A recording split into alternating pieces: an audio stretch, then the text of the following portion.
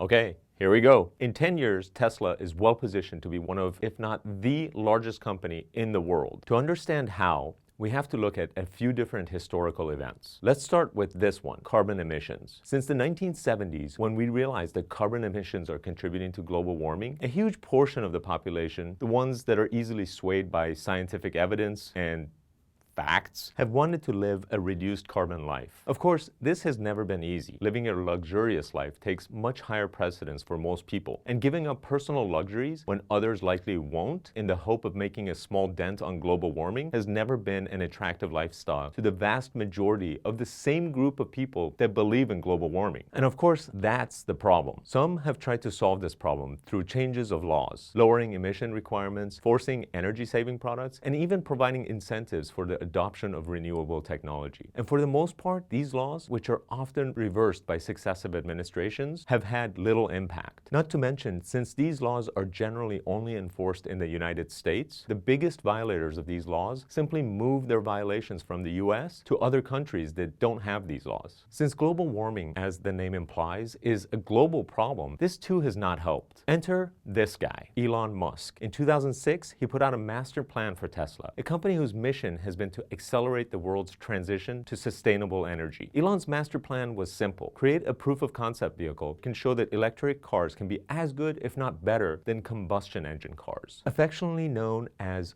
ICE cars. Such an appropriate name, although fire may have been a little bit better, but I digress. This proof of concept car would be made in limited quantities, and as the technology for a true EV would be perfected, those technologies would then be used to build a mass-produced vehicle. This master plan was so simple yet ambitious that everyone who learned about Elon's plan quickly split into two groups: those who thought Elon was crazy and those who thought Elon was nuts. Turns out both camps were right. Elon is both a crazy genius and he's nuts in the ridiculously impossible goals that he has pursued. Between 2008 and 2012, Tesla built all the technology needed for their proof of concept vehicle. They made roughly 2,400 roadsters during that time and paid careful attention to every piece of technology they needed to perfect. They then shifted their focus to mass production, and by the end of 2012, they put out the Tesla Model S, which quickly became not only a leading luxury EV, but the best-selling luxury sedan in the United States. Then in 2017, they delivered this car, the Tesla Model 3, an affordable EV which in 2019 alone, despite limited production capacity, sold and delivered nearly 300,000 units, more than any other manufacturer in its class, a number that nobody, including Elon himself, thought was possible just a few years ago. Okay, so Tesla has sold a bunch of EVs. So what? The world market is close to 100 million vehicles per year. Compared to that, Tesla is delivering less than 1/2% of the world's cars. Plus, now that the rest of the automakers have taken note of the EV market, Tesla is finished. These automakers collectively sell more than $1 trillion worth of cars every year. Once they get into the game, it's game over for Tesla, right?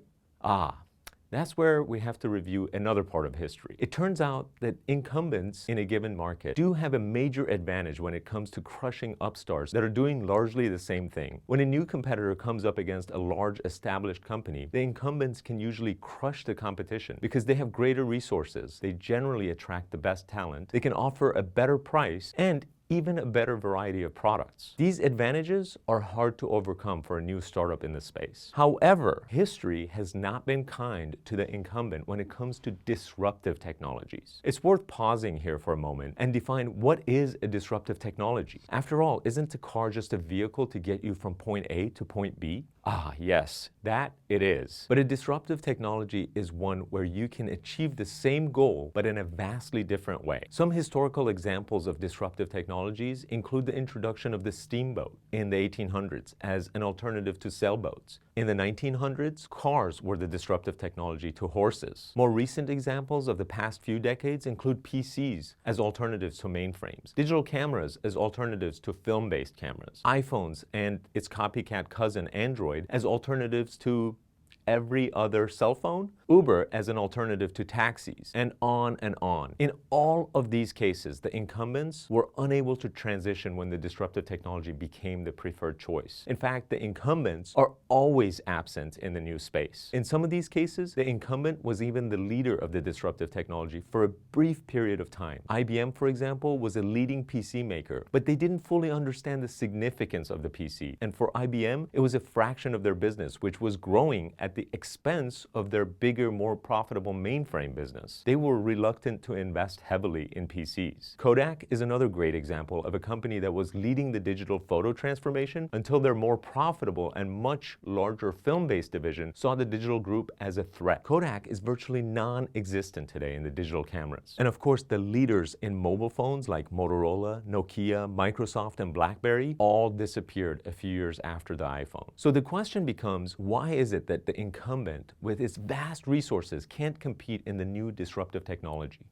That's the $64,000 question. Or in the car business, more like the $1 trillion question. And we're about to answer it. When a disruptive technology like electric vehicles comes about, it requires an all-new way of thinking, designing, and building to overcome the challenges of the technology. For EVs, those challenges are battery technology that doesn't explode or catch on fire, charging technology that is relatively quick, a long enough range that reduces the operator's anxiety of running out of energy, and a charging infrastructure that allows for long trips. For Tesla or any company to survive making EVs, they have to solve all four of these problems. It's existential. If you solve 2 of the 4 problems, you die. Solve 3 of the 4, you still die. You have to solve all 4. So while other car companies dabbled in EVs, Tesla didn't have the luxury of being able to fail as an EV startup. It had to survive, and therefore it had to solve all 4 of these problems. What's interesting here is that car companies like BMW, GM, Toyota, and others were all way ahead of Tesla in EV development. They all built EVs, some before Tesla even was a company. However, all of these EVs had short range and no charging infrastructure. These companies only solved 2 of the 4 problems. And to add insult to injury, their offerings were inferior, weird looking, and slower cars. So when these products, which required huge investments, failed, it didn't take much convincing to say, why are we spending so much money on these products when all of our profits come from building ICE cars? As a result, most of these EV projects were either canceled or failed to make headway in the marketplace. And then, at some point, it becomes too late. The disruptive technology leaders end up with such a huge advantage that it's impossible for incumbents to catch up. Making matters worse for the incumbent is that by the time the disruptive technology has momentum, it means that the sales of the most profitable products of traditional companies are actually starting to go down. So they have to make huge investments in new disruptive technologies while at the same time their revenues and profits are disappearing. To add another killer challenge, the talent needed to create the new disruptive technologies doesn't want to go work for the incumbents because they're not known as the place to go. Instead, the best talent goes to the companies that have established themselves as the disruptive technology leaders. If you were a leader in digital camera technology, for example, it didn't make sense to go work for Kodak when they were mostly focused in film. And that brings us to where Tesla is today. It has proven that EVs are better vehicles than ICE cars. But more than that, Tesla now enjoys a major lead in the best battery technology,